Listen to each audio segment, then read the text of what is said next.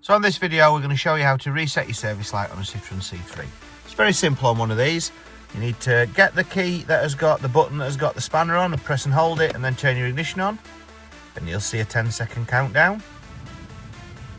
So that will count itself down. As it gets to 0, it says Reinitial Done.